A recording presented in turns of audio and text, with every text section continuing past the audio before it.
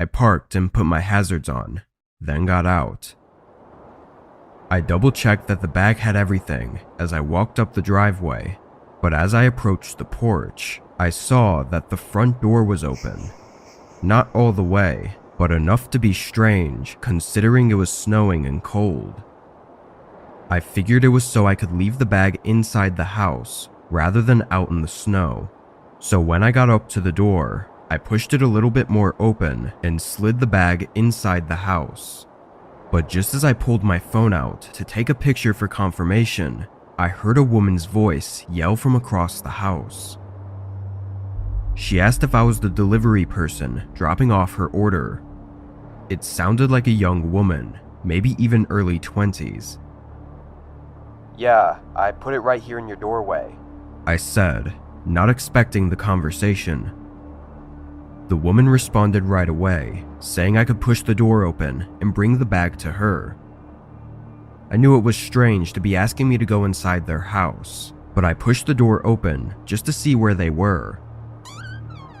Past the entrance, there was a long hallway that led to what I think was the kitchen, and on the wall, I could see the clear shadow of the woman who was presumably standing right around the corner.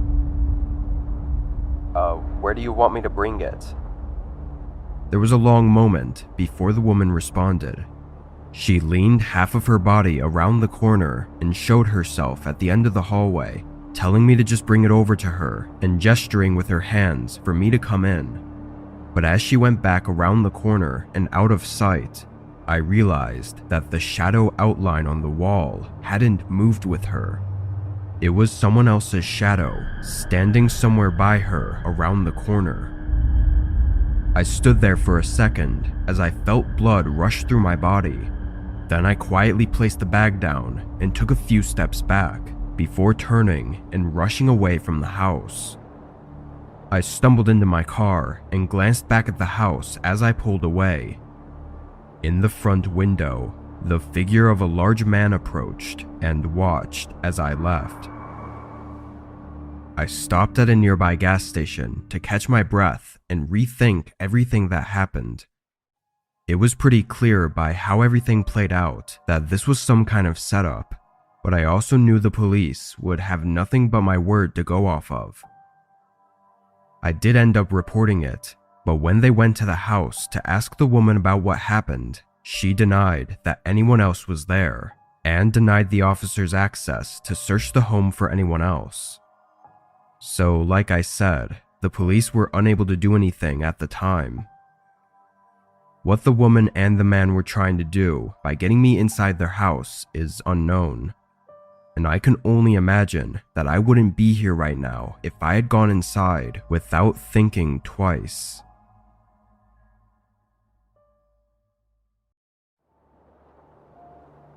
Last year, my roommate moved out of the house we had been renting together for the past 4 years. By then, both of us had gotten better jobs and were getting paid more, and the house we had wasn't the best, so it was only a matter of time before one of us moved out to get their own place. After he moved though, I was able to use more of the space in the house and actually just decided to stay there for another year or two. This happened during this time in early December. Our area was going through a week of some pretty bad snowstorms, and the office I worked at allowed us to work from home for a few days if we wanted to.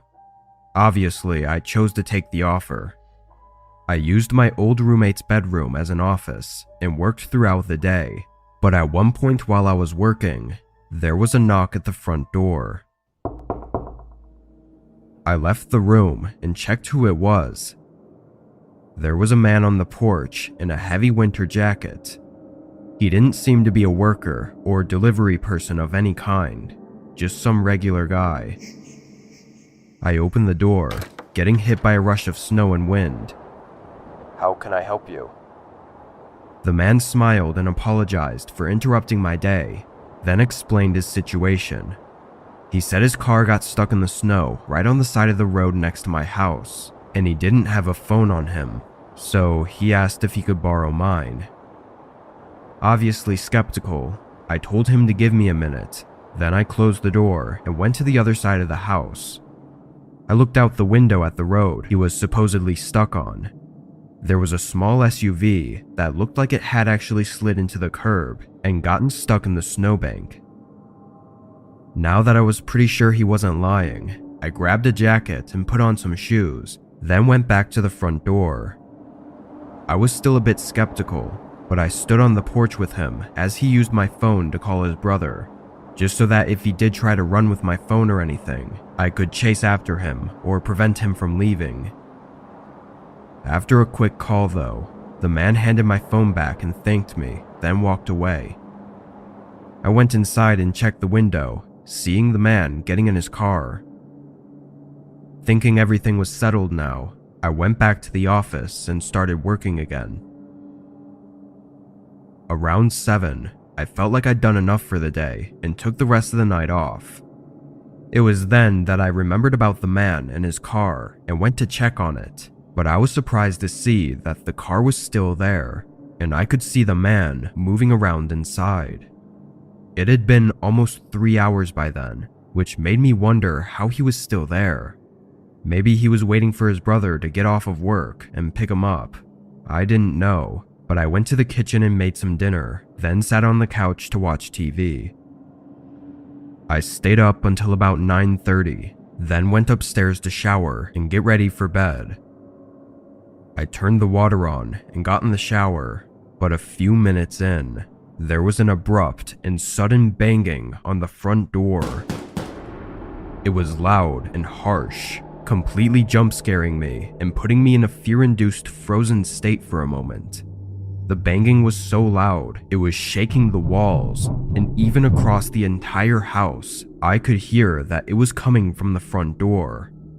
They were hitting it non-stop, and I could even hear them aggressively shaking the door handle. It was such a sudden burst of chaos that it was hard for me to know what to do.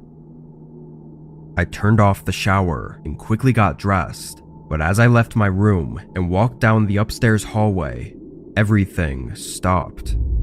It was just silent, no more sounds at all.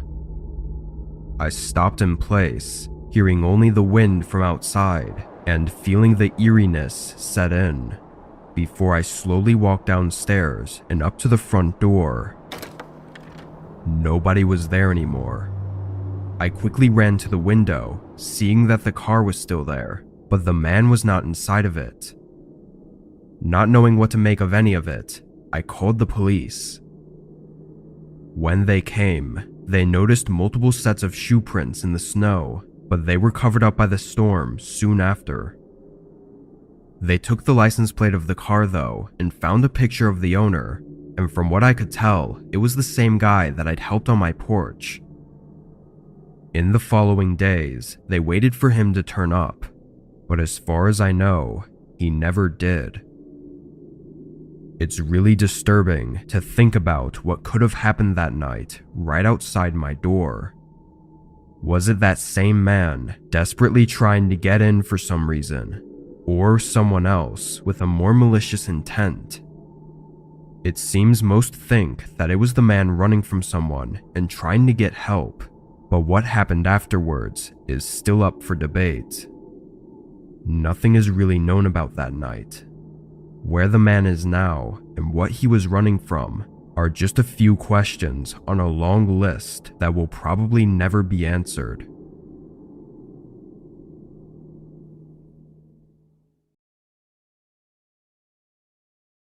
This happened in 2015. I had just moved to a small house far from my hometown the year before, so I was still getting used to the area and hadn't met many people yet. I worked from home as well, which made it even harder. Anyway, for Christmas, I had no plans at all.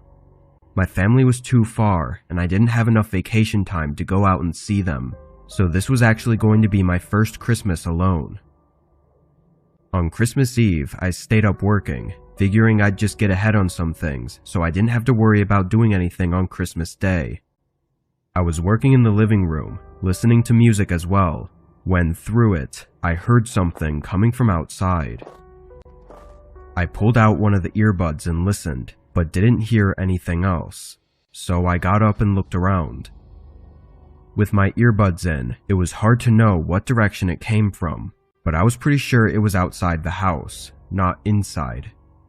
I looked out the back window, not seeing anything, then moved to the front window and again saw nothing. But then I looked out the front door. On the porch were a set of shoe prints in the snow. They led right up to my doorstep and then back out to the driveway. There was no mail dropped off or anything at all on the porch, just the shoe prints. It was really strange and made me feel a little anxious, not knowing why anyone would be walking up to my doorstep at 11 p.m. on Christmas Eve. I made sure the door was locked and went back to work, then got in bed soon after. It was a bit strange waking up on Christmas morning, feeling like it was any other day. I brewed a cup of coffee and sat on my chair to watch TV. I think I spent the whole morning just sitting there and watching shows and movies. I gave my parents a call and talked to them for a bit, but that was really about all I did. I thought about going out, but it was really cold and the wind was really strong, so I just stayed in for the day. By 6 p.m., I had basically done nothing all day and made some dinner, planning on going to bed early, but then I heard something outside. It was the shuffling sound of footsteps in the snow coming toward the front door. I stayed quiet, knowing nobody should be here. After a few seconds, the footsteps sounded again, walking away from the house. I went up and checked, seeing almost an identical scene to what I saw the previous night. After that, I forced myself to stay up later. I kept my eyes open until probably around 10, before I guess I fell asleep on the couch. I remember getting really tired and trying to stay up, but I didn't plan on falling asleep out there. When I woke up, the TV was still on and flashing light throughout the dark room. I sat up and paused it, then got up to go to my bedroom. As I walked down the hallway though, my eyes instantly locked on my bedroom door. It was open, but I knew I always kept it closed. I walked over and pushed it open wider, then flicked on the light. Wet shoe prints were scattered around the floor, going to and from the window. In a complete state of shock, I spun around and turned on the hallway light, now seeing more shoe prints going down toward the living room. I followed them, but they stopped right outside the living room, looking like they'd turned and went back right after seeing me on the couch. The shoe prints were nowhere else in the house. Police did what they could, but if I'm being honest, they weren't of much help. The current theory is that the man had come by the previous 2 nights to see if I was home. After not answering the door though, he likely thought I was away for the holidays. I know it's likely that he only broke into my house to rob me, but still, it's extremely disturbing, especially since I was at home sleeping when it all happened. Whoever it was though, they never came back. Last December, I traveled across the country to meet my parents and siblings for Christmas. My parents had a decent-sized house, so we would usually just all stay there and sleep on the couch or in the spare bedrooms. That being said, I didn't rent any hotels, even for the drive. It was 10 hours long, but I just didn't see a need in stopping halfway there and wasting a whole night. I left early on the 23rd, planning it out to get to the house around dinner time. As I started the drive, snow was lightly coming down. Nothing crazy, but enough to cause a bit of traffic. This went on for a few hours, until it suddenly started pouring down. It happened over just 30 minutes, going from a very light downfall to an extremely heavy storm. Along with the winds, it was nearly impossible to see anything in front of me. Most other cars started to pull off to the side of the road, but I really wanted to keep going. I drove in these horrible conditions for the better part of an hour, having a few close calls before deciding enough was enough. I pulled into a motel and sat in the parking lot, waiting for the snow to clear up. There were a lot of other cars in the parking lot, but I think most were probably trying to wait it out like I was. But as the sun started to set, there was no chance of that happening anytime soon. I reluctantly went in and got a room. I went to my room and lay down on the bed. It was around 8 o'clock at this point, and I'd figured I'd just sleep now and see if it was clear in a few hours. I set an alarm on my phone for 11, then passed out. But when I woke up, I immediately knew something was wrong. I turned and looked at my phone, seeing it was just before 2 a.m. My alarm didn't go off. I quickly got out of bed and ran up to the window. The parking lot was almost empty now, but it was still snowing pretty bad. I sat back on the bed, and after some thinking, I decided to take the loss and just spend the rest of the night there and hope for the best in the morning. I laid down, closing my eyes, but now that I was more calm, something caught my attention. A cold breeze blowing through the room, and the clear sound of wind. I sat up, seeing the window at the end of the bed was cracked open. I got up and shut it, but I was almost positive it was closed when I went to bed. It's something I definitely would have noticed, being that there was a whole storm outside. A rush of adrenaline went through me as I started to worry. I faced the rest of the room, now looking into the dark and standing still, listening for anything. Then I slowly walked around, checking for anything missing or any signs that someone had been inside. I didn't see or find anything until I went to check out the peephole. That's when I noticed that both locks on the door were now open. Someone had unlocked it from the inside. Blood rushed from my face as I locked the door and backed away, thinking through every possible horrifying scenario that I could be caught in right now. I started putting my things back into my bag and getting ready to leave, but then there was a sudden shake of the door handle. I stared at it with wide eyes, seeing the handle move back and forth like they were trying to force it open. Then it went silent. I waited for a long couple minutes before I slowly and quietly crept toward the door to check if it was safe to make a run for my car. I looked out the peephole, seeing a man leaning against the door like he was listening. I was frozen, but he must have heard something because only a few seconds later he rushed away from the door. I spent no time waiting, leaving the room soon after and getting in my car, pulling out and leaving the motel. I got lucky as nobody else was on the roads and they seemed to have just been plowed. I drove through the storm until I got to my parents' house, taking much longer than it should have.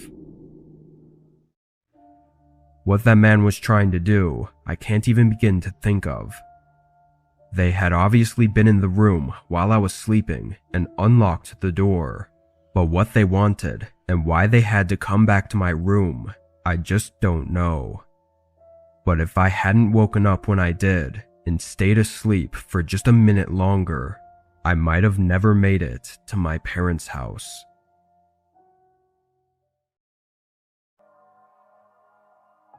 Two years ago, I spent Christmas with my roommate. We were both in college and were splitting rent on a small home in the suburbs outside of the campus. Neither of our families apparently were really big on Christmas, and we were also kind of broke, so we stayed home for winter break. We still did a bit of decorating, and I'd gotten each other some cheap little gifts so we could have our own small Christmas. But other than that, we mostly planned on watching movies and maybe going to a party at night. On Christmas Day, we opened up our gifts and hung out, and around 5, my roommate wanted to go to a party by the campus. I'd planned on going too, but for some reason, I was just tired and not really in the mood to go out. I encouraged him to go if he wanted to, and he took up on the offer, heading out by 6. I sat back and ate some junk food, watching TV and just relaxing, I guess. But then around 8, I just felt like getting up and doing something. With no places open, I grabbed my jacket and decided to go for a walk around to look at the houses with Christmas lights. It was cold out, but not insanely freezing.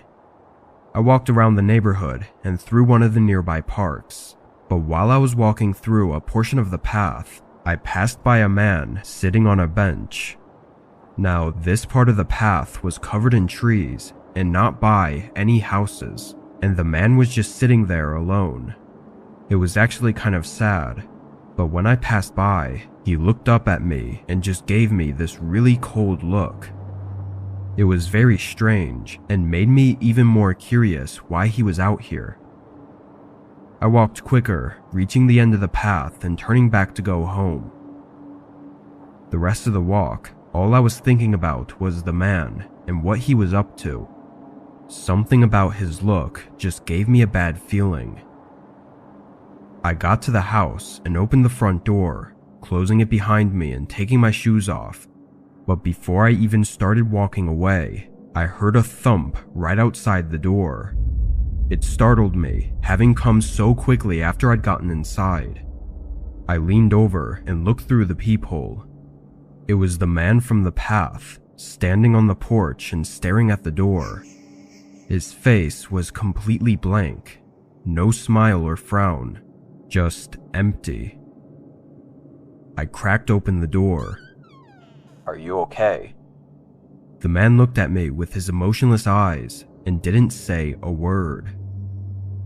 I asked again if he was okay or if he needed anything, but he didn't speak. Getting weirded out, I closed the door and went back to looking out the peephole.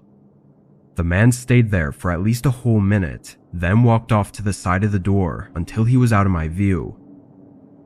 I looked over, seeing the window curtains were open, giving the man a view into my house. For some reason, now I didn't want the man to see me, so I was afraid to go close the curtains.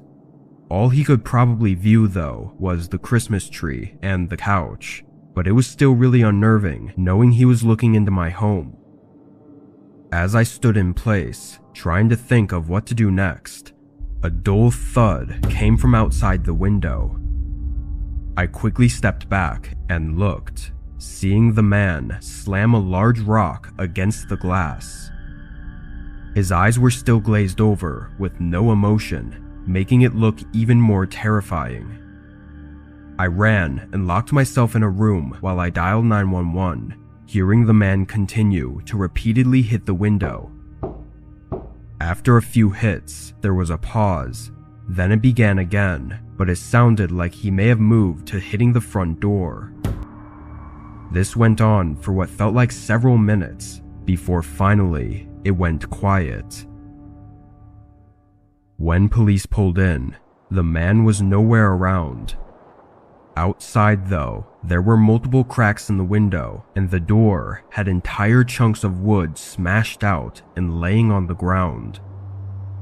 The police seemed to think that it was just an intoxicated person based on the information I told them, and he likely had no real reason to target me specifically. Whatever the case, the way he was acting was just insane, and if he had gotten in, there's no saying what he would have done.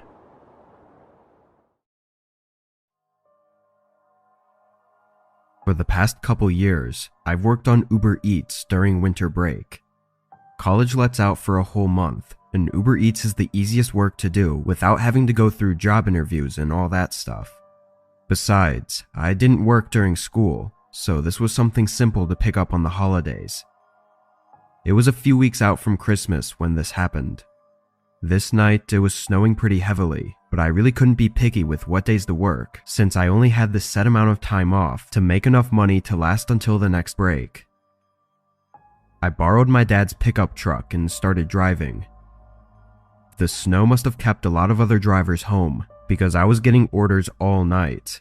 Big ones too, the kind that pay a lot. I did this for probably a good 3 hours, and then an order came in to pick up from a drive-through place. The house was 20 minutes from me, but the tip and everything was really good. There honestly wasn't anything unusual or off about this order. It was just as any other was. I picked it up and went on my way to the house. From a quick look at the map, it looked like it was in a pretty nice neighborhood on the other side of the county. I'd been around there before, but not really inside the neighborhoods. By this time, it was 11 p.m., and a lot of snow had started to stack up on the roads. I was also getting tired, so I agreed with myself that this would be the last delivery, and then I'd go home and work again tomorrow. Once I got to the neighborhood, I drove through the street and looked at the houses as I passed by. They were all huge and had a ton of land between each of them, but none of the houses seemed to be very new. They had that typical older mansion style of basically just being really large and nothing else. Anyway, it took a while to get to the address I was supposed to deliver to. The driveway was covered in at least a foot of snow, so I parked on the road. While I got out and walked up to the house, getting snow all over my pants and shoes, I noticed no lights were on in the windows, and there was a piece of paper taped to the front door. Once I got up to the porch, I took a closer look. On the top of the page, it said "Notice" in big red font, and the first few lines stated it was issued by the county. But before I got too far in, I heard footsteps crunching in the snow behind me. I turned around, seeing a man approaching me coming from around the garage. He had a short buzz cut and was wearing a dirty jacket. "Just dropping off your order," I said to break the silence, but the man continued walking up without saying anything. Once he was a few feet away, I could tell there was something off about him. I guess it was just a gut feeling. He looked at me with cold and tired eyes, then held his hand out for the bag. I reached over and gave it to him, but he didn't move. He was standing right on the path leading to the driveway, and as the seconds passed, I realized how completely strange it was for him to even be out here, and even more so that he wasn't heading inside now that he had the bag. "Have a good night, sir," I said, stepping to the side and starting to walk past him. The man stayed where he was, before abruptly turning, and in the corner of my eye, it looked like he swung his arm out as if trying to grab me. I stumbled back and faced him as he began stepping toward me, saying, "Come with me," while reaching his hand out. I kept moving back as fast as I could in the thick snow, and the man continued to chase me, yelling at me to stop running. Once I got a good footing, I was able to outrun him and get in my car, backing out before he even had the chance to get to me. As I drove off, I looked in my mirror and saw the man standing in the driveway and just watching. I called the cops once I was out of the neighborhood, but the man was already gone. Later that night, though, they told me that the house wasn't currently owned by anyone at the moment, which I assumed the note on the door had something to do with. What the man was trying to do is unknown, but that whole situation has put me on edge whenever I pull up to a house with all their lights off, wondering if it might be the same man. I was visiting my family for the holidays last year.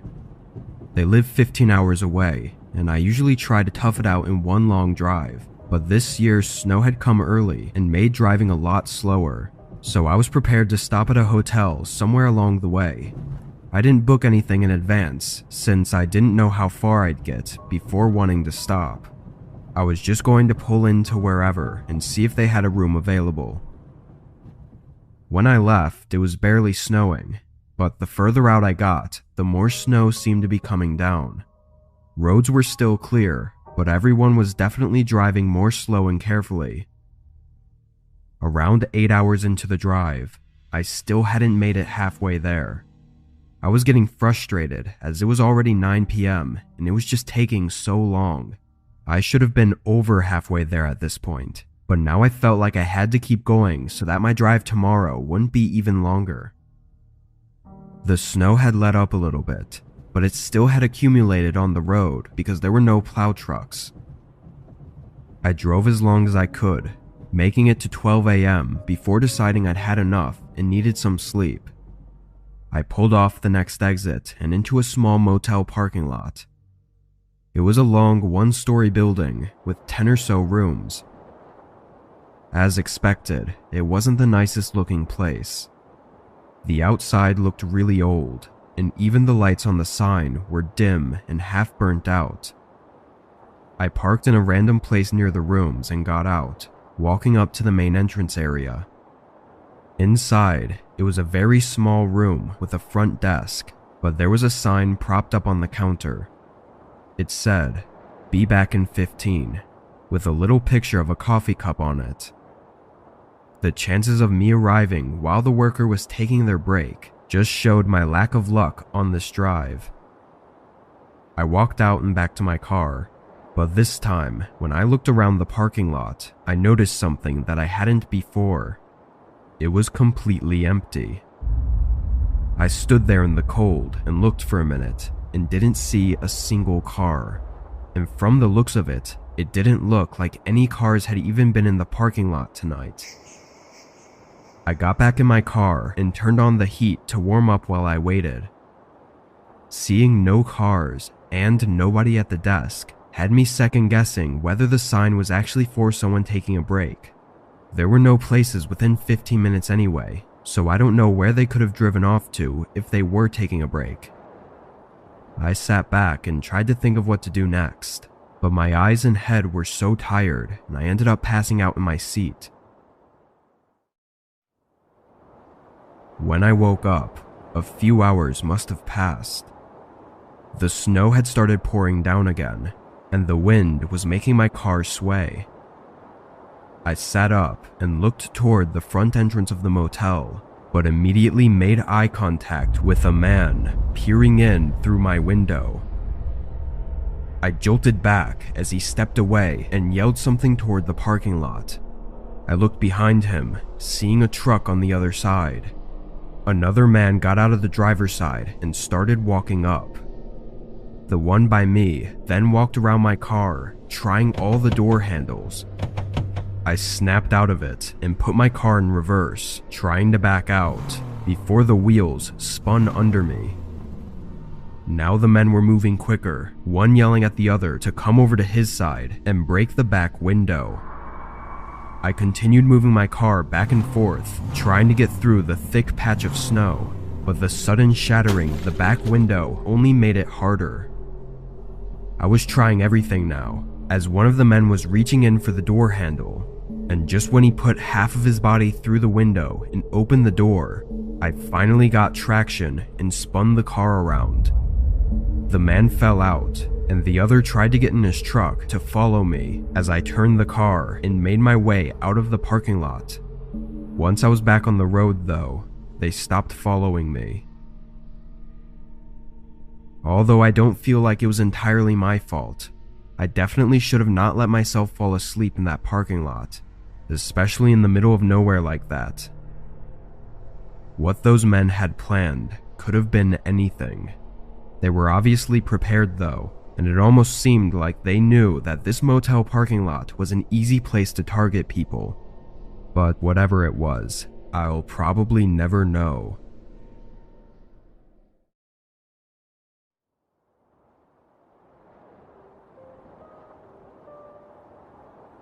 It was early December. I was at home this night, spending my day off inside by the fireplace. It was way too cold and snowy out for my liking. I did a bunch of things around the house that needed to get done, but otherwise, it was a relaxing day. I had the news running in the background, listening to how high winds and possible blizzards were to be expected starting tonight. By 5, I was already starting to notice it getting worse outside. I sat on the couch and turned on a different channel.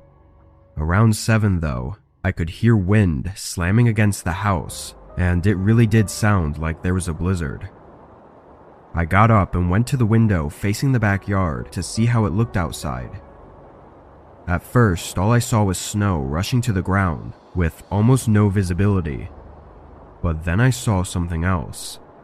A figure walking through my backyard. My backyard was pretty big and didn't have a fence, so it wouldn't have been that unexpected if it weren't for the blizzard going on outside. Whoever was out there was just walking at a regular pace, going toward the end of my yard, before the snow and darkness took over any sight I had of them. I stayed by the window for a minute, trying to catch one more look and figure out what they were doing, but I didn't see anything. I was honestly scared for them, but also couldn't see why they'd be out there at all. The end of my yard that they were walking to led to a road, but it wouldn't get them anywhere for miles, which was not doable on foot. I went back to the TV, but I still couldn't help thinking about it. And only 5 minutes later, there was a knock at the door. I went over and cracked it open. It was a man in a heavy winter jacket. His nose was bright red, and his face was pale white, like he'd been out in the cold for a while. I couldn't know if this was the same person I'd seen in my backyard, but my immediate guess was that it was. "How can I help you?" I asked. The man let out a humble smile and spoke through shaking teeth that he was waiting for a ride to pick him up, and asked if he could stay in my house for a few minutes to shelter from the cold just until the ride got here. I took a moment to respond because I actually considered it, given the state of the weather. It's easy to say that under no circumstance would you let a random man inside your house, but when they're practically freezing to death on your doorstep and asking for your help, the answer on what to do isn't as black and white. I told him he could wait on my porch, which had an overhang that blocked the snow, and offered to give him an old jacket of mine if he needed it. The man didn't look too happy, but just nodded and went off to the side and sat on the chair I had out there. I closed and locked the door, then went upstairs to grab my old jacket. It was way too big for me and was in horrible condition, but obviously that shouldn't matter in this kind of scenario. I picked it up and walked downstairs, about to unlock the door and open it, but something stopped me just a moment before. I don't know what it was, but it made me hesitate. I leaned over and looked through the peephole. The man was now standing right up against the door with his hand on the handle, like he was preparing to push it open as soon as I unlocked it. I felt my heart rate increasing as I took a couple steps back and quietly pulled my phone out to dial 911. As I whispered into the phone, I just stared at the door with wide eyes, knowing what was waiting for me on the other side. Once the police said they were on their way, I slowly crept over and looked out again. The man wasn't there, not on my porch or anywhere in my front yard. He was just gone, like he knew that I had called the police. Nothing else was found that night, and no signs of him ever showed up again. What he would have done if I had opened the door, I can't be sure of, but hopefully he never comes back.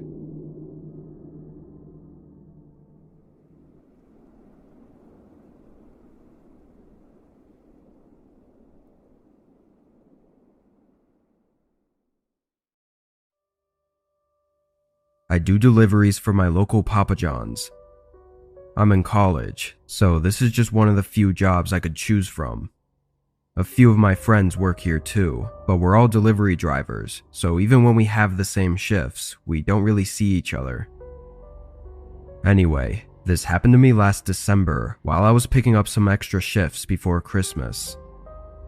This night, it was snowing a good amount, making deliveries take longer than usual, while also getting more deliveries than usual.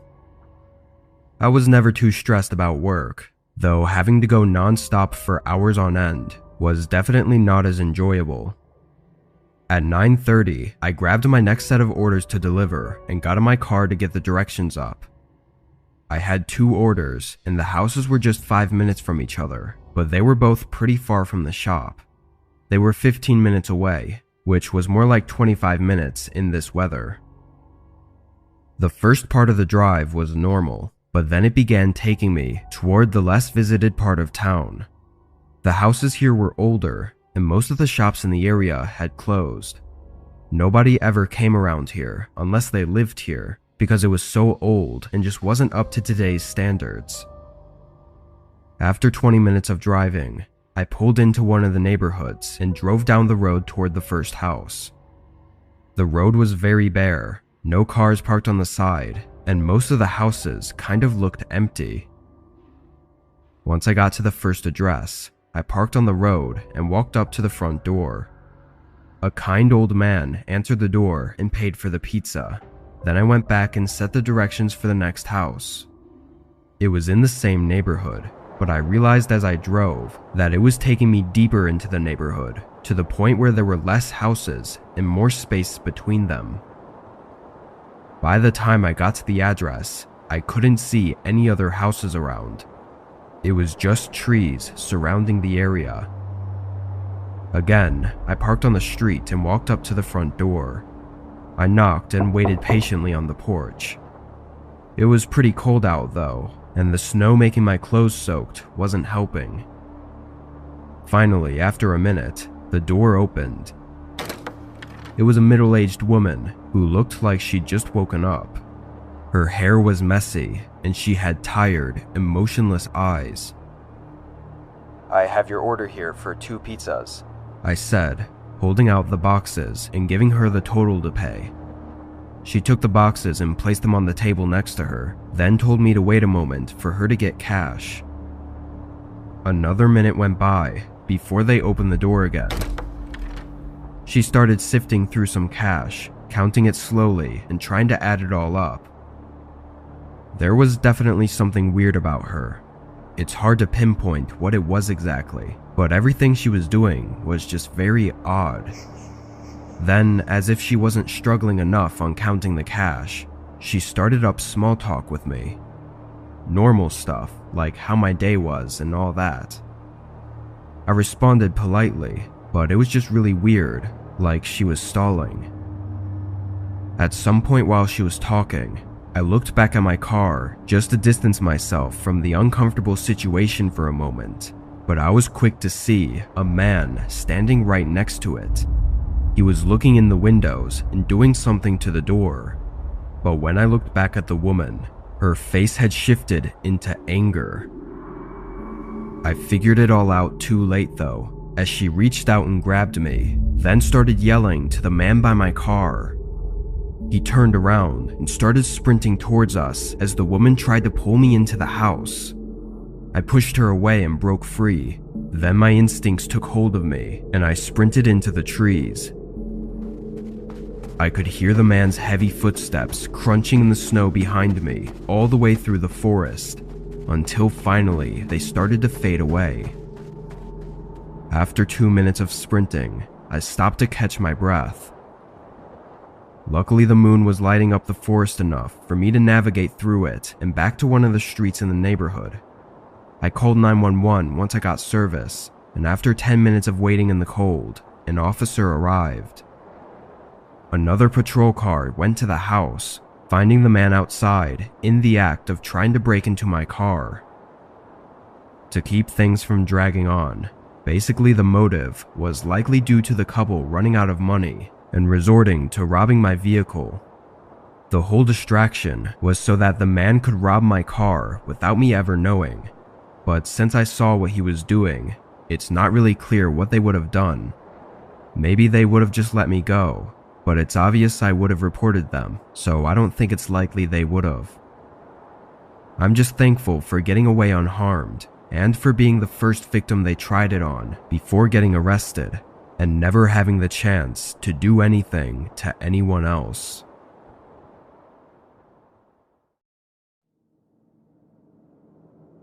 This was just last winter, in early February. I was driving to my next DoorDash order. I was a bit tired, as I'd been driving for the last 4 hours, and it was almost 12 a.m. After this one, I was definitely calling it a night and heading home, as I was worried about getting sleepy on the road, especially with all the ice and snow. I was driving down a fairly empty road though. It was a side road that connected two of the main towns in our city, but there was a 5-mile stretch that had nothing. No buildings or houses or anywhere to stop. As I was driving down this section, I don't really know what happened, but I just got hit with a wave of tiredness that made me lose focus on the road for just a few seconds, but that was all it took, I guess. I hit a patch of ice and slid toward the side, and although I fully woke back up at this point, it was too far gone.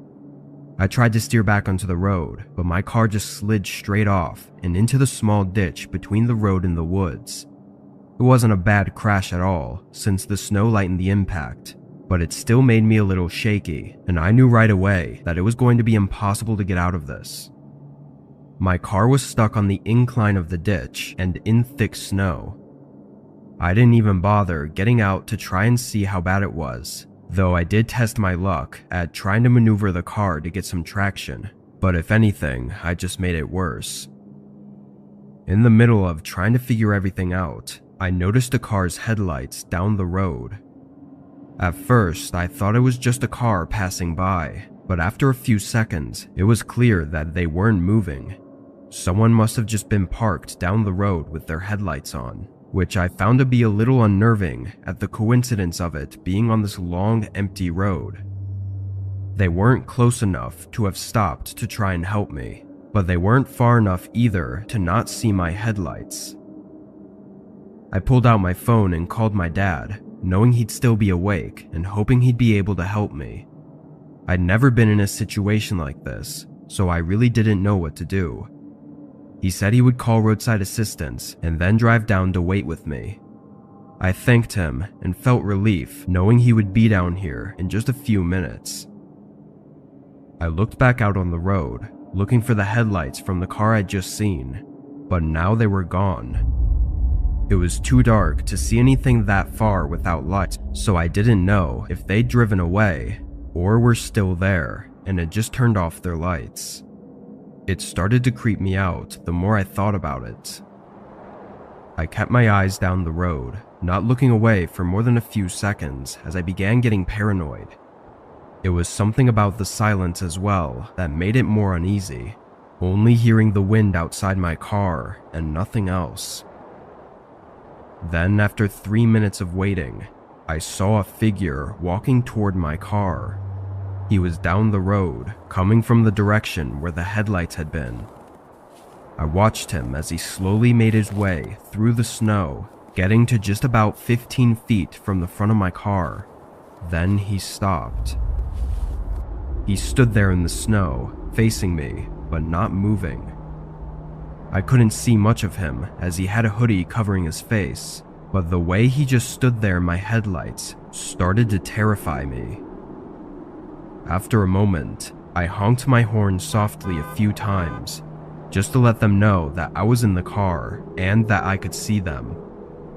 They still didn't move or acknowledge me, but just as I was pulling out my phone to call my dad again, the man turned around and walked away, disappearing down the road.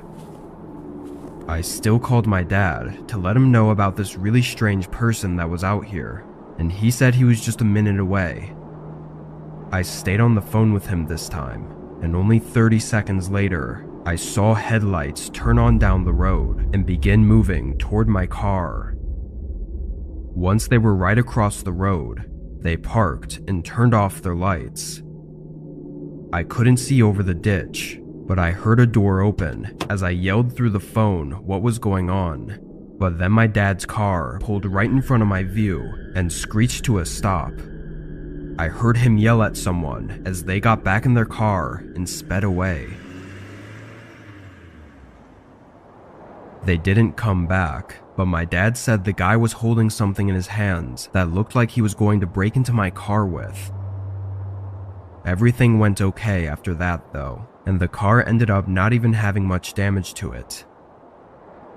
I'm not sure what was about to happen that night, but I know I'm really lucky to have not found out.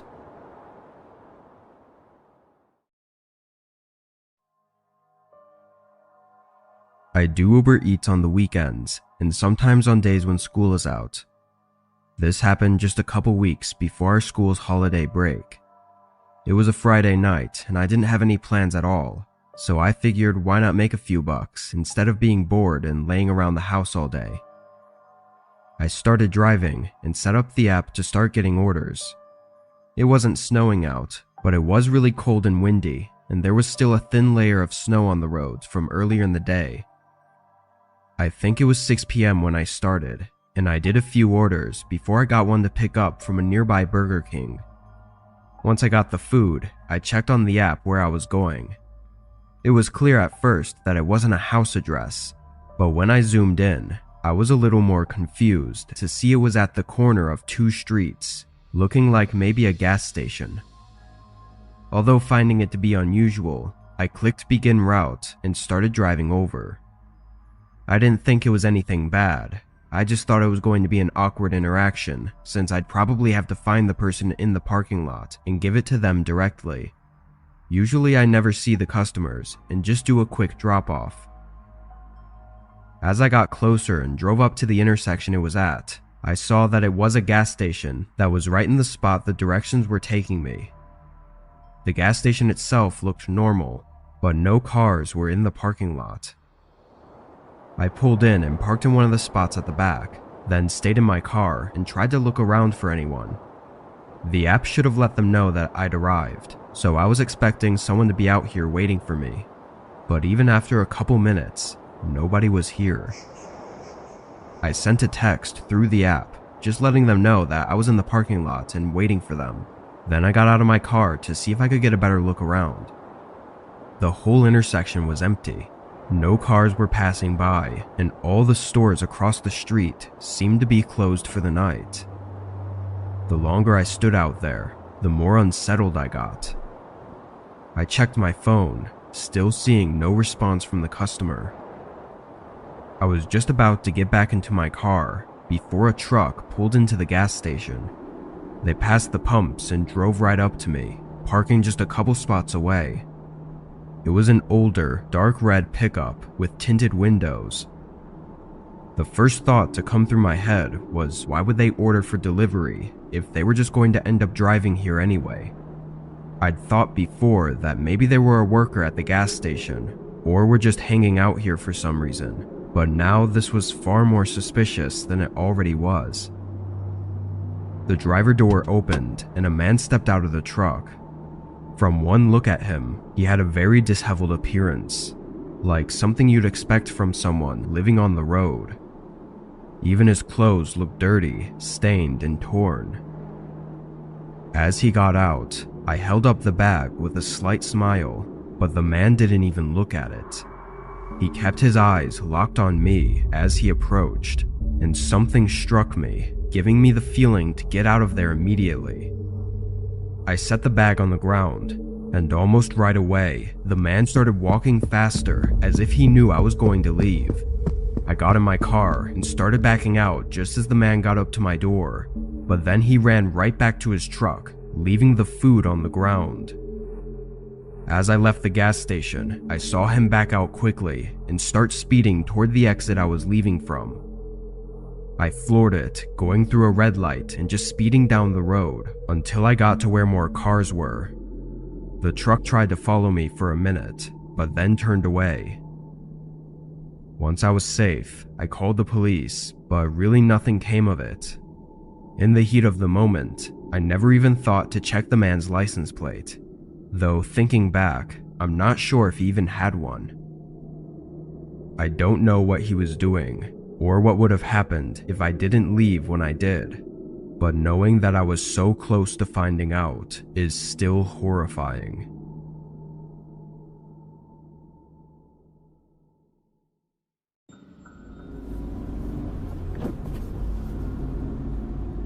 I was driving for DoorDash on the weekend to make some extra money.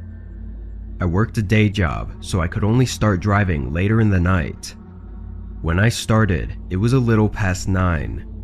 I got my first order and dropped it off, then drove back to where the restaurants were. I drove in circles for a while, maybe 10 minutes without getting a single order. It was late, but on the weekends there would usually still be a decent amount of orders. Finally one popped up and I accepted it, though it was a small order with a small tip. After that one, I waited in a parking lot for almost 20 minutes before the next order came through. Obviously, this wasn't ideal, having to wait so long between orders and not even getting to choose which orders to accept unless I wanted to wait even longer. This order was another small one, but some money was better than none, so I accepted it. I picked up their bag from Taco Bell and counted the items to make sure it was right. 2 tacos and some packets of hot sauce. That was it. The delivery fee was probably more expensive than the food. I confirmed that I picked up the order, then got the directions to the house. It was 10 minutes away in some regular neighborhood. A few minutes into the drive, I pulled up to a red light. There was almost nobody on the road at this time of night, so I was just sitting at this empty intersection, waiting for it to turn green, when a truck pulled up next to me. I unconsciously looked over slightly, but the man in the truck caught my attention enough to make me turn my head fully. He was sticking his head out of the window and looking down into my car.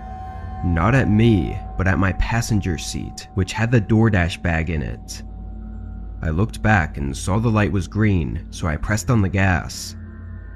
I had no idea why he was looking in my car, but he made it very obvious and didn't even try to hide it. I checked my mirrors and the truck was now in my lane, cruising a good distance behind me. As I continued driving along my route, the truck stayed behind me, but I couldn't say for sure if he was following me or not because the route was straight all the way until the neighborhood. When I turned in, I stared at my mirrors, waiting anxiously for the truck to pass the entrance, but after 10 seconds, he turned in behind me. There was a chance he just lived here, and I knew that, but after seeing him looking in my car, I felt like I was justified in my suspicions. The route had me go down a few turns in the neighborhood before taking me down to the last road with the address on it. I turned, and right away I saw the dead end sign a few houses down. I braked and pulled over, staring at my rearview mirror. The truck pulled in behind me and parked. As I waited in my car, trying to come up with a plan, the truck behind me was just sitting there with its headlights on. Then I got a text. It was from the DoorDash customer, asking when the delivery would be arriving. This was all coming together, and I realized that the man in the truck, likely my customer, was waiting for me to get out of my car. Even though I knew what was going on, I still had no way of getting out of it. After a minute of me panicking to figure an escape, the man got out of his truck. He walked down to my car, but stopped right by the trunk. I watched in my mirror as he stood there, looking at me through the back windshield. It was a tense moment, making my head panic with thoughts. Then all of a sudden, he slammed something into the windshield, shattering it. I put the car in drive and floored it, just as the man jumped onto the back and tried to crawl in through the broken glass. He fell off as I made a tight U-turn, and with the time it took for him to get up, I was able to carefully maneuver between his truck without any more damage. I saw him wobble across the street as I left and called 911. When police got there, all they found were the broken shards of glass laying in the road. I'm very thankful to have made it out with nothing but a broken windshield, but that night had me shaken up for months. I just hope he's not out there trying to trap more people and do who knows what to them.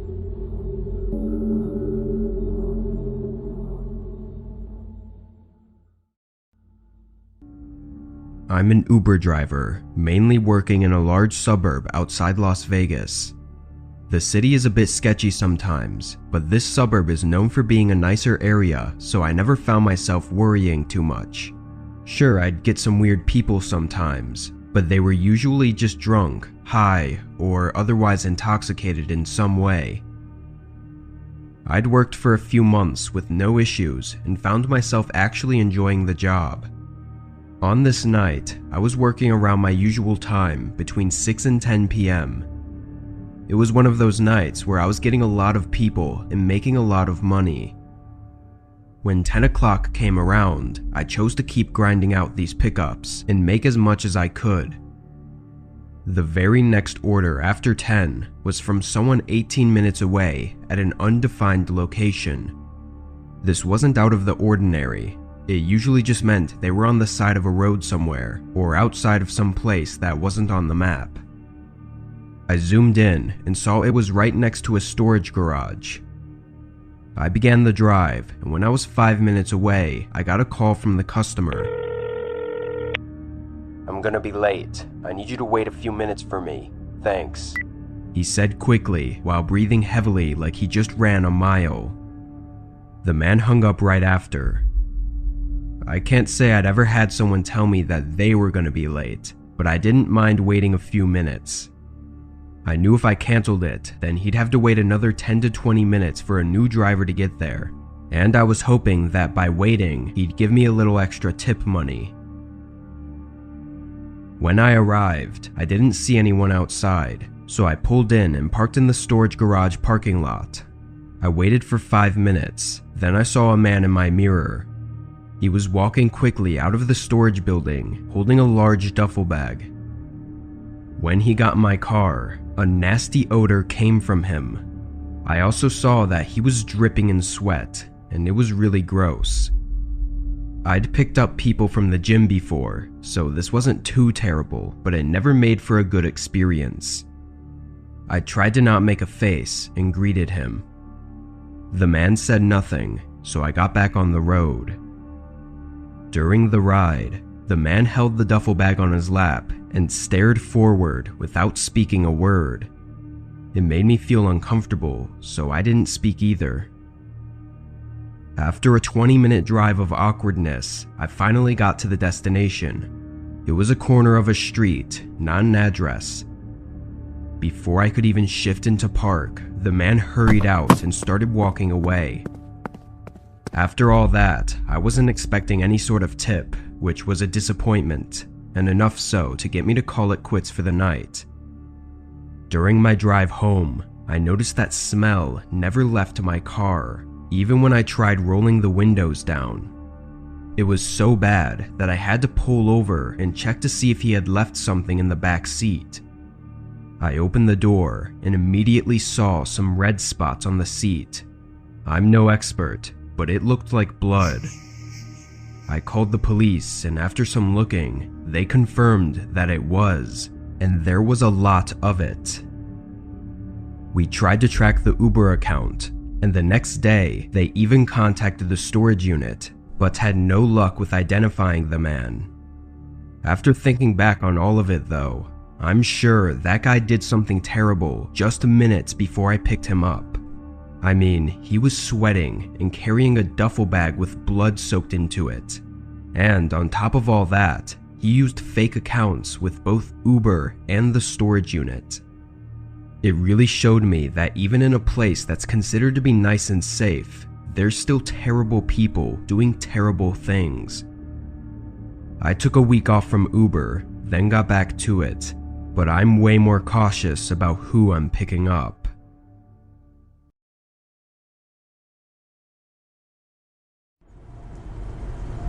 I'm a truck driver for a moving company on the East Coast. We specialize in cross-country moving, typically moving people to the far West Coast, which can take anywhere from 20 to 40 hours depending on the locations. I only did the driving for the company, not any of the boxing or loading, so the actual job was 100% just driving and picking up or dropping off the trailer at the houses. I'd been working with this company for almost 4 years at the time. This job was like every other. I got to the pickup address and loaded up the trailer full of the customer's belongings. This was a 30-hour drive in total, which I would do with 2 to 3 short rest stops. The hardest states to drive through are in the Midwest, specifically Iowa and Nebraska. There's absolutely nothing there. It's just dead roads with endless fields of grass beside them. It makes for a very boring and therefore tiring drive. As I passed through the Iowa border into Nebraska, the sun had just set and I'd been on the road for about 20 hours. I took a short break already a couple states back, but was just about ready for another. My eyes were heavy and I could feel the drowsiness coming in, but a few more miles down, I saw something on the side of the road. A car was stopped off to the side of my lane with its headlights on. It was a narrow road, so I slowed down to carefully pass. As I did, I noticed the exhaust was steaming, so the car was still running. There was also a man leaning against the driver door and looking right at me. I passed by and gave him a nod, but as I got further down the road, I saw him get back into the car. It was very strange for someone to be sitting on the side of an empty road with a car that still runs. He didn't look like he was in any sort of trouble. He looked like he was waiting. I checked my mirrors often, but the car's headlights disappeared behind me after a few minutes. I was a bit more awake now, but my eyes still felt heavy. Only a mile or so more down the road, I saw another car. This one was sideways in the middle of the road, and as I got closer, I saw another vehicle on the side. It was a large box van. I wasn't sure exactly of the situation, but seeing that gave me a bad feeling. I eased into my brakes, but the car stayed in the middle of the road, so I was forced to come to a full stop. I was maybe 20 yards away and could see multiple men standing along the road, and one man in front of the car. I'd have to be the dumbest person in the world to not understand what this was at this point. With no better options, I started moving the truck backward. The men stayed where they were with this horrifying confidence. Then a light shined behind me and a car approached, blocking the way back. A man got out of the car, sprinting at the back of my trailer, and at the same time, all of the men in the front started sprinting at me too. In that instant, my mind went blank and all of my adrenaline took over. I slammed on the gas as I heard a pop on the back of the trailer and the doors swung open. The men in front yelled and tried to stand in my way, but once they saw I wasn't stopping, they jumped on the side of the road. I rammed right into the car, knocking it off the road and completely destroying it. A few gunshots sounded in the distance, but none hit. I could hear cargo falling out of the trailer for the next 5 miles before I was able to call the police and meet an officer on the road. Of course, this was a total mess, but as it all unfolded, it turned out to be much more than just a random attack and robbery. When police arrived at the scene, the car I'd slammed into was left behind, being damaged beyond drivable. With it, they tracked down one of the members of the attackers, who gave up information on the others. They had information on the rich homeowners that were moving and planned to stop me and steal all of the belongings with their box van.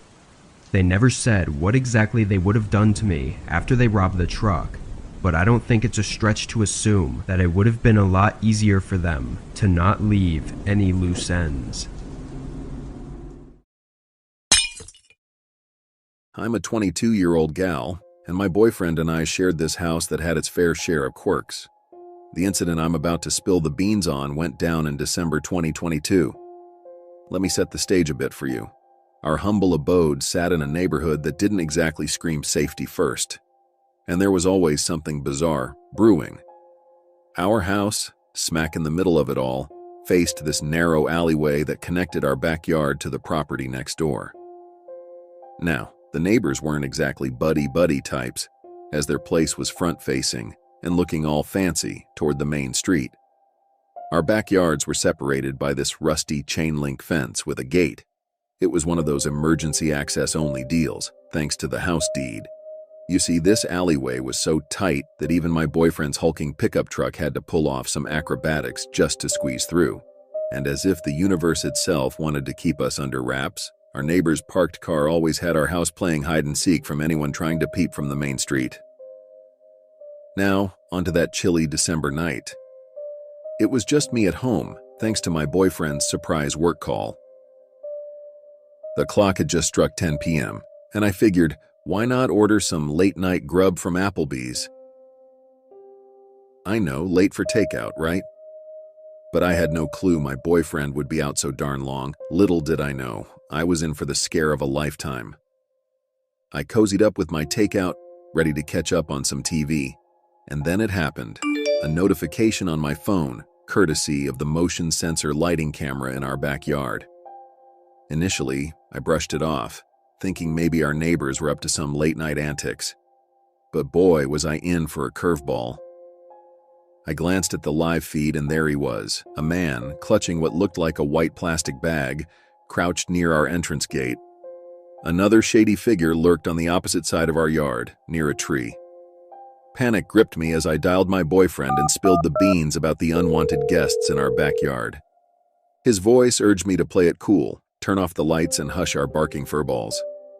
I scooped up our canine pals and sought refuge in the closet, waiting for my boyfriend's next call. Truth be told, I was too rattled to dial 911, so my boyfriend made the call on my behalf.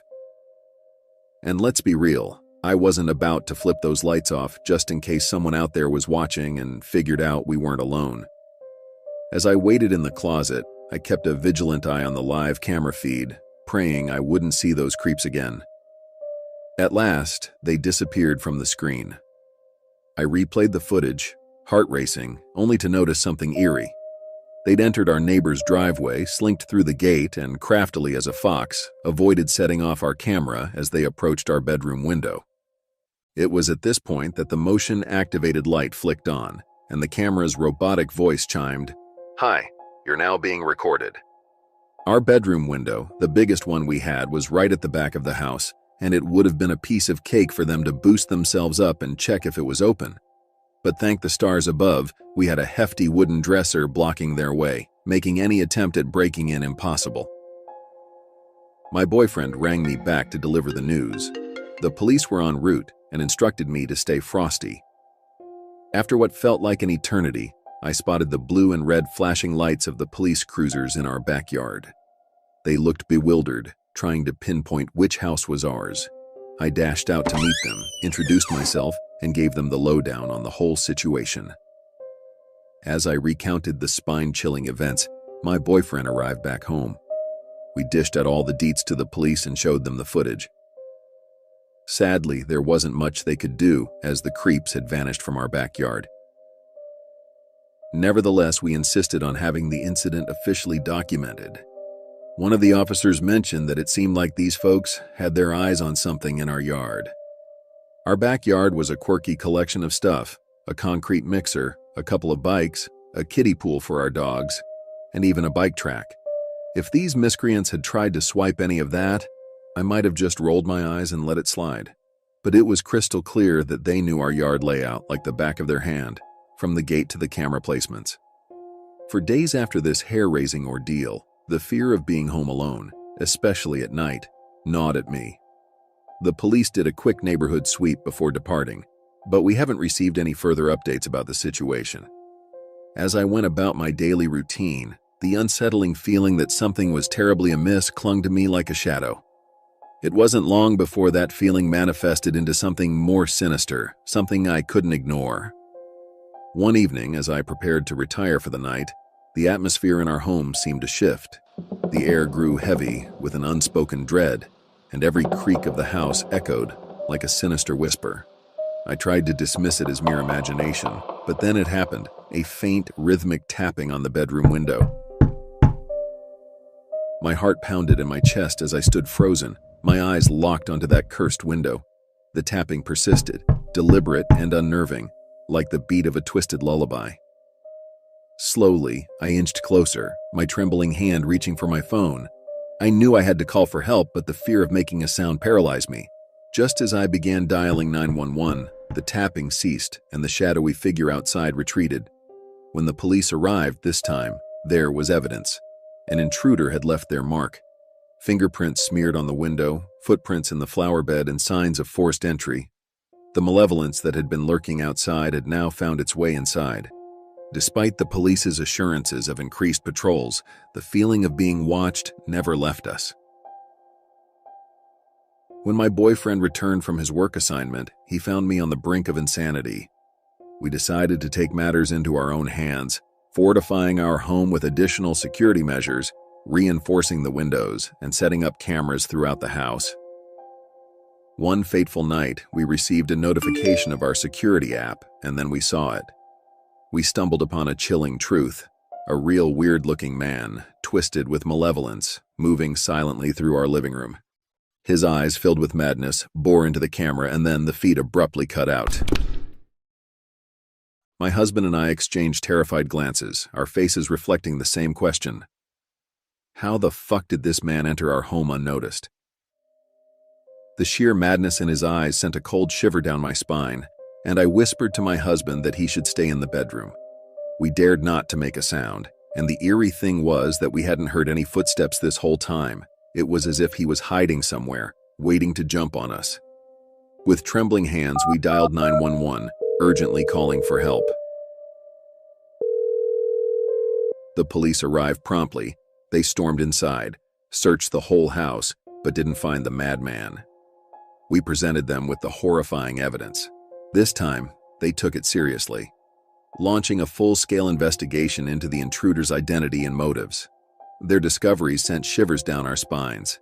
As it turned out, this man had a dark history of violent crimes, committed a murder in the past, and was for some reason fixated on our home. Was a disturbing revelation. In the end, with the police's help, we apprehended the man who had haunted us. He was taken away, and we moved far from that accursed place, hoping to escape the malevolent forces that had tormented us. I'm a 36-year-old guy, living in a ground-floor flat in a quiet seaside town in England with my girlfriend. The eerie incident I'm about to share happened on a Saturday night when I was all alone, and it still gives me chills. It was around 10:30 p.m., and I was in the middle of watching some YouTube videos, contemplating playing a game on my laptop. I had no inkling that the night would take such a terrifying turn. You see, my girlfriend had gone out with a couple of friends she hadn't seen in ages, and I decided to stay up late, waiting for her to return safely. Little did I know that safety would soon become a distant memory. As I was engrossed in my online entertainment, an unusual sound pierced the silence. The handle of my front door started rattling as if someone was hell-bent on barging in. Panic coursed through me. My girlfriend wasn't due back until closer to midnight, and unexpected late-night disturbances were far from ordinary. Curiosity mingled with fear, compelling me to investigate. I tiptoed toward the door, and as I neared it, the rattling inexplicably ceased. My heart raced as I peered through the peephole, and what I saw sent shivers down my spine. A man stood there, his back to me, hunched over as if lost in despair. The dimly lit hallway added an eerie aura to the already unsettling scene. I was torn between confronting this intruder and seeking safety. Convinced it could be a simple mix-up or some intoxicated soul who had lost his way, I retreated without revealing my presence. I hoped the stranger would realize his mistake and leave me in peace. However, about 30 minutes later, the same unsettling rattling noise echoed through the door once more. My nerves were stretched to the limit, and I sprang to my feet, determined to face this relentless intruder head-on. I flung the door open, ready to demand answers, but the man's bewildered expression and his sudden step backward as he saw me sent chills down my spine.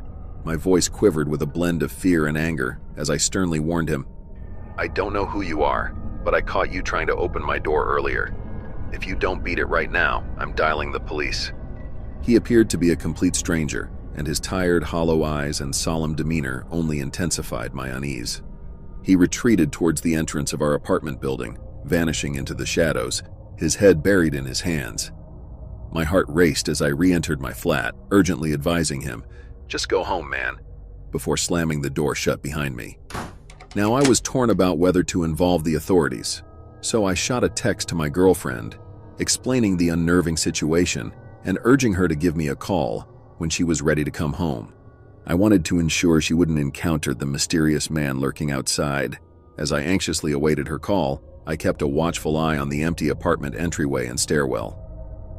The night remained eerily quiet, and I didn't spot the stranger when it was time to pick up my girlfriend and her friends. When we got back home, my girlfriend speculated that he might have been a lost soul, perhaps a bit too tipsy, searching for a friend's residence. Though her theory made sense, a lingering unease lingered in the back of my mind. I couldn't determine if the man had any connections in our building or if his intentions were more sinister. All I could do was hope he would stay away. I felt a profound sense of relief that we had always kept our front door locked and bolted that night, preventing who knows what kind of chilling encounter. The following day, I engaged in a conversation with some neighbors, hoping to uncover more about this mysterious intruder. It turned out that a few of them had spotted the man lurking around before, behaving strangely and making everyone uneasy. None of them had a clue about his intentions or what he was truly up to. In response to the unsettling experience, we decided to fortify the security around our flat. We installed sturdier locks and double-checked all the windows to ensure our safety. My girlfriend and I remained vigilant, watching for any signs of the enigmatic man, but he never reappeared. The memory of that spine-tingling night still lingers, leaving us to ponder if we will ever uncover the truth about the man who invaded our tranquility that fateful evening.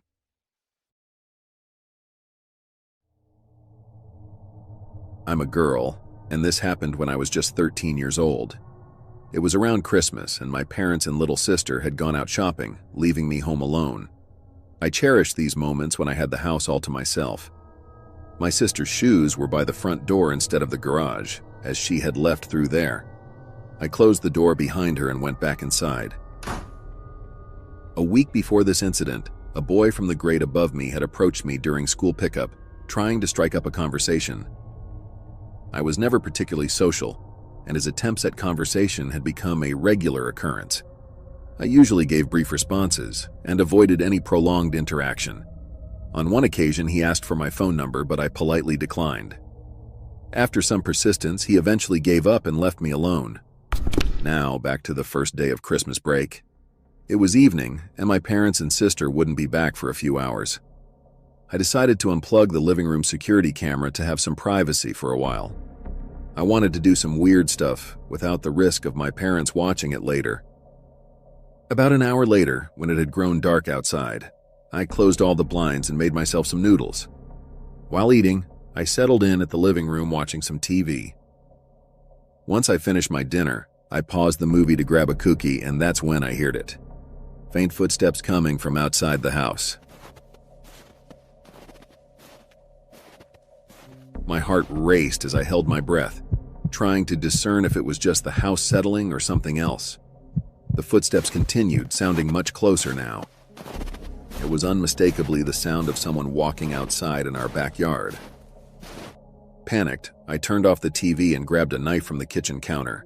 I quickly retreated to the bathroom, locking myself in. The pounding on the window, followed by eerie silence, only heightened my fear. Then I heard two voices outside, one male and one female. The silence went on for about 5 minutes. Carefully, I crept slowly toward the phone to call the police.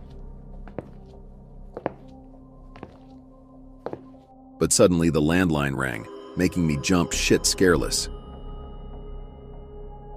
In the process, I dropped the knife, creating a loud echo in the living room. That's when a series of violent pounds struck the backyard door. I retrieved the knife and sought refuge in the small storage closet under the stairs. I had mentioned earlier that my sister left through the front door, and I closed it behind her. What I didn't realize at the time was that I had left the front door unlocked, a mistake that would haunt me. The front door opened and loud but slow footsteps entered the hall, sending shivers down my spine.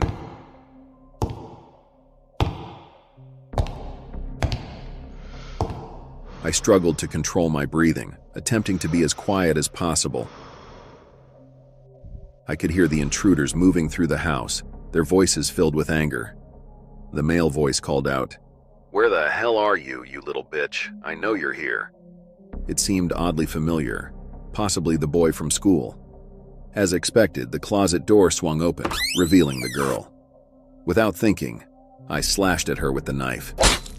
She screamed, blood dripping on the floor, and she slapped me hard enough to make me fall. The woman fled the house, slamming the front door shut behind her. Minutes of tense silence followed as I gathered myself. I locked the front door and quickly cleaned the blood from the floor using soap and water. I hadn't reached the phone in time to call the police, but the intruders were gone, so there seemed to be no immediate danger. It was only later, as I contemplated the events, that I realized the boy hadn't left. I searched the entire house, knife in hand, turning on all the lights and checking every nook and cranny, but I found no one. I cleaned up the mess left behind by the intruders and tried to make everything appear normal.